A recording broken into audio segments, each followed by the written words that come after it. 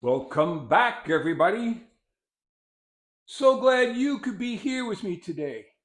Well, I've got good news and I've got not so good news. Let's start with the not so good news.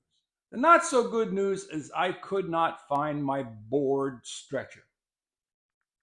I thought I had one of them here, but I couldn't find it.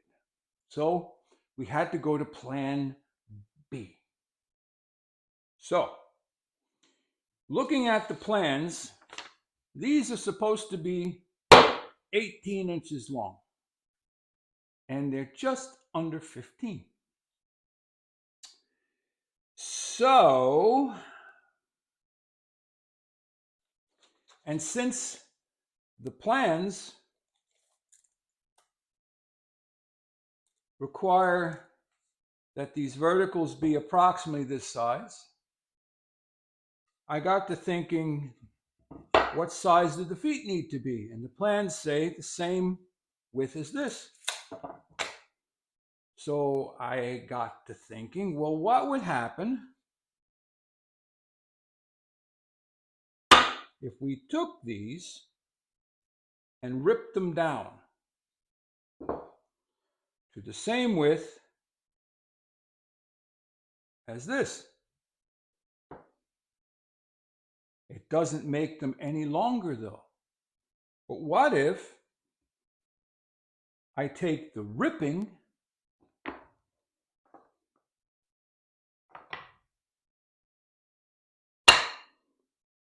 and make extension feet?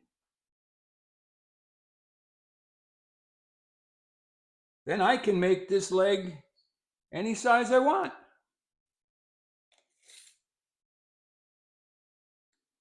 So that's 19 inches there. So I can go in just a little bit more,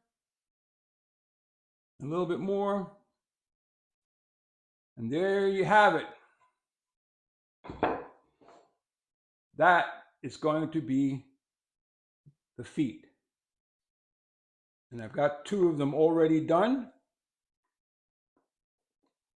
Just have to glue them up.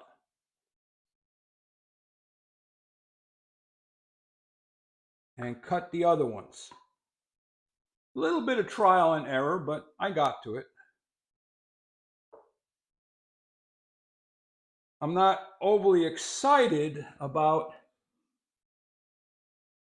putting the bevel on this piece and then stopping here and then coming over and going, but it's what I have to work with, and who knows, it may actually look good.